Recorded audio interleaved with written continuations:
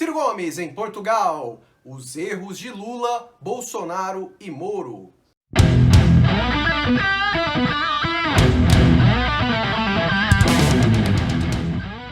Fala, galera da Ciro Progressista.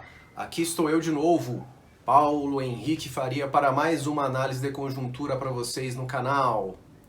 Antes de começar, inscreva-se no canal se você ainda não é inscrito, dê like se gostou, dislike se não aprovou e comente sobre tudo que eu vou expor nesse exato momento aqui para vocês. Muito obrigado a todo mundo que se tornou membro, que nos ajuda com engajamento. Já somos 10.800, rumo aos 11.000, certo? Em breve, mais novidades por aqui. A gente vai ter a live mensal na semana que vem. Enfim, em breve vou divulgar mais coisas novas aqui no canal para vocês. Certo? E lógico, se você ainda não nos segue nas outras redes sociais, é só escrever @CiroProgressista, @CiroProg, que vocês nos acham em todas as redes sociais, no Instagram, no Facebook, no TikTok, no Twitter, enfim, vamos adiante.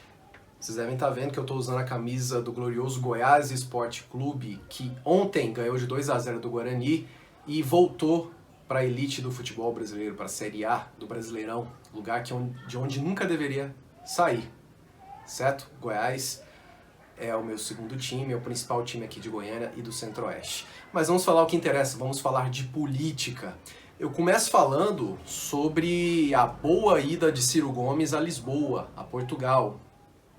A primeira coisa que o Ciro fez lá, do ponto de vista comunicacional, foi a boa entrevista de ontem lá no canal do My News. Vocês devem ter visto, atrasou um pouquinho para sair, era para sair às 8h30, mas saiu alguns minutos depois. Foi uma boa entrevista, ele dialogou, respondeu perguntas, conversou, lógico, com os donos do ótimo canal My News, o Antônio Tabet e a Mara Luque. O Antônio Tabet, ele é publicitário, e a Mara Luque, jornalista. Além deles também compuseram ali a roda de conversa os apresentadores do antigo Manhattan Connection, o Caio Blinder e o Lucas Mendes. Fazendo uma análise mais ou menos rápida dessa participação do Ciro lá, eu vejo como positiva. Acho que ele foi contundente, foi assertivo, só que em alguns momentos ele passou um pouco do tom, sobretudo com a Mara Luque. Claramente a Mara Luque, ela estava tentando levantar a bola para o Ciro cortar. Ela estava fazendo críticas muito pertinentes, muito construtivas, falando que o Ciro ele não consegue ainda dialogar com a massa, porque ele é de fato, de longe, ela própria falou, que ele é o mais preparado, o mais inteligente, com o melhor projeto, só que ele ainda falta convencer o grande eleitorado para ele subir nas pesquisas e eventualmente ir para o segundo turno e ganhar as eleições.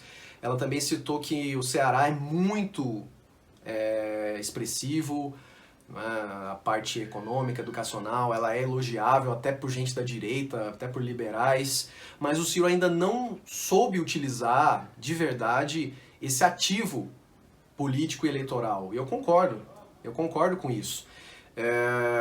Acho que também algumas coisas ele caiu muito nas cascas de banana, tanto do Lucas Mendes quanto do Caio Blinder. Acho que as críticas que ele fez tanto ao Moro quanto ao Bolsonaro e Lula são muito certeiras, ele tem total razão nisso, só que o método, né, às vezes ele peca um pouco. Acho que o Ciro às vezes ele até reforça essa pecha de ser esquentado, de ser intransigente. Ele próprio até admitiu isso lá, não é? Acho que o Ciro tem que fazer uma sintonia fina. Você tem que continuar a ser assertivo, porque essa é a grande qualidade dele, assim como o Brizola. Ele é um cara muito combativo, mas também tem que passar um pouco de leveza, carisma, que a gente sabe que ele também tem. Mas em alguns momentos ele pecou no exagero, né, da retórica.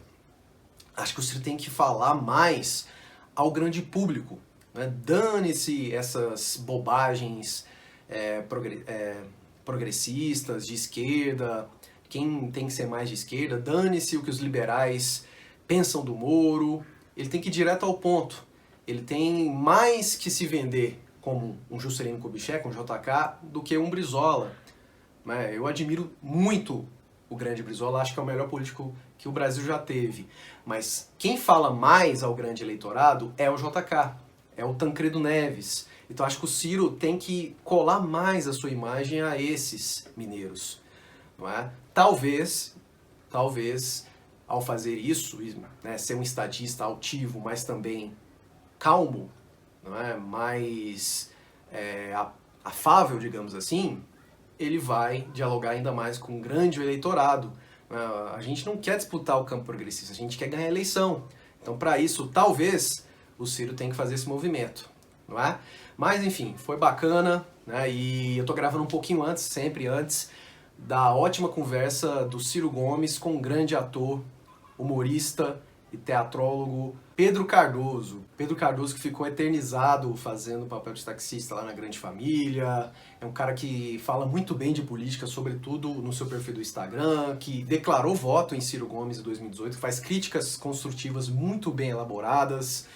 Enfim, certamente vai ser um papo de altíssimo nível. Vamos ver quais serão os próximos convidados da Ciro Games. Espero que ele chame a Marina Silva para conversar sobre COP26, sobre Green New Deal, entre outros grandes políticos, personalidades, artistas, jornalistas. Fala um pouco mais sobre futebol. Pelo que o André Marinho deixou escapar em entrevista recente, parece que ele será o próximo entrevistado, será o próximo convidado da Ciro Games de terça-feira que vem. Vamos aguardar. Certamente também será uma conversa muito enriquecedora.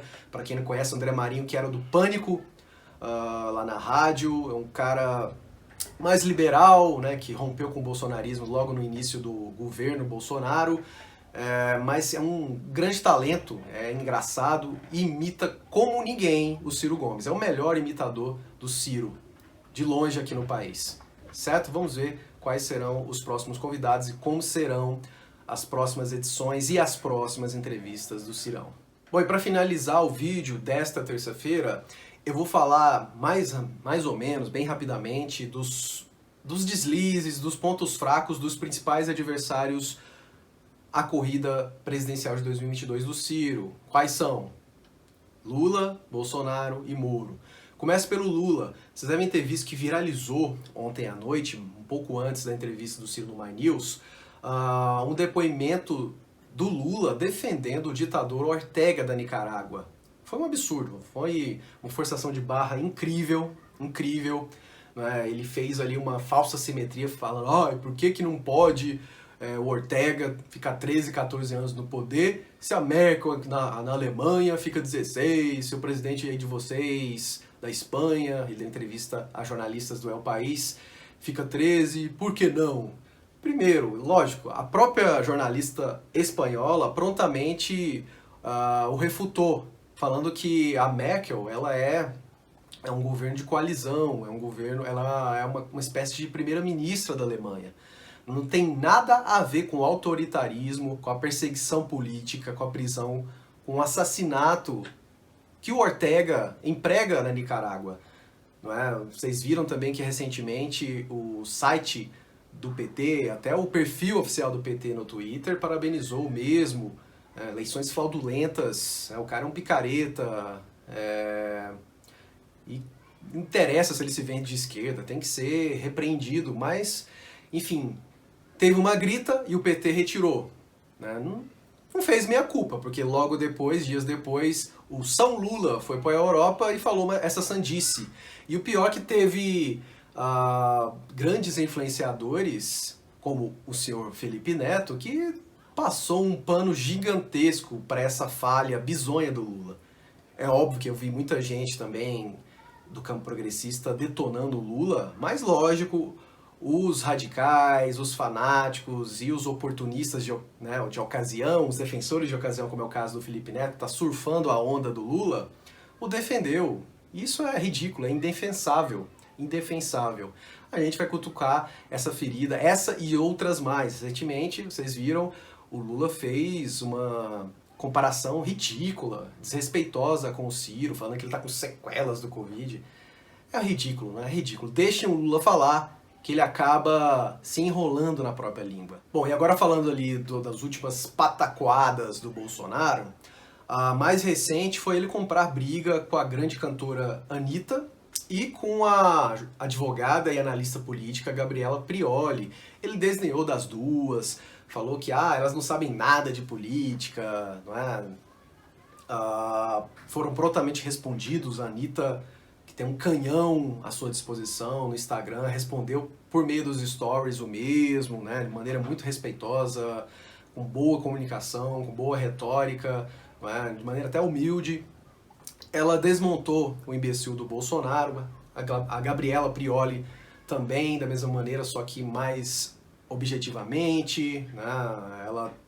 O Ciro até se posicionou no Twitter, sendo solidário às duas, a Gabriela Prioli até o retweetou, respondeu, gostou da atitude dele, enfim.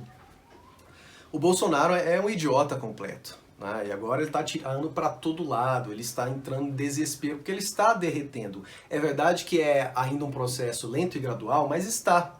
Né? Pode ser que ele não chegue com chances nem de ir para o segundo turno daqui a 11 meses. Não é? Então ele fica nessa, né? De fazer cortinas de fumaça, de ficar atacando grandes nomes do campo progressista, do centro, né? A Anitta nem sequer esquerda acho que nem a Gabriela Prioli também não.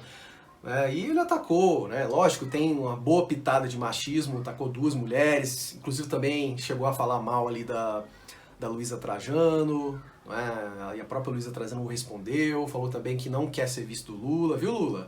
Pode tirar o cavalinho da chuva. O Alckmin também não vai ser seu vice, não. Mas enfim, foi bastante interessante essa desmontada que as duas deram no imbecil do nosso presidente Jair Messias Bolsonaro. E para finalizar ali o apontamento dos erros dos nossos adversários, né? Na verdade o Moro e o Bolsonaro são mais do que adversários, são inimigos. O Moro, ele não tem nenhum projeto. É como o Ciro falou muito bem ontem no My News. Para mim foi a melhor crítica que ele fez ontem. Qual é o projeto do Moro para a educação, para a saúde, para a economia? Sequer de direito, né, de Constituição, de fato, ele entende. Ele não sabe nada de política. É um grande deserto de ideias. E é como eu falei em vídeo anterior, não adianta ficar falando projeto. Você tem que apresentá-lo. Não adianta só você incorporá-lo no seu discurso. O Ciro tem um livro de mais de 200 páginas, lançado no ano passado, detalhando tudo o que ele pretende para o país, que é o Projeto Nacional de Desenvolvimento. E o Moro tem o quê? Tem um livro que acabou de ser lançado, biográfico, contando a trajetória dele como herói da Lava Jato. Faça-me o favor, não é? O Moro é muito fraco, não é? A retórica dele é muito ruim, é um cara muito fraco de discurso, nem fonoaudióloga mais preparada dá jeito naquela voz de pato dele.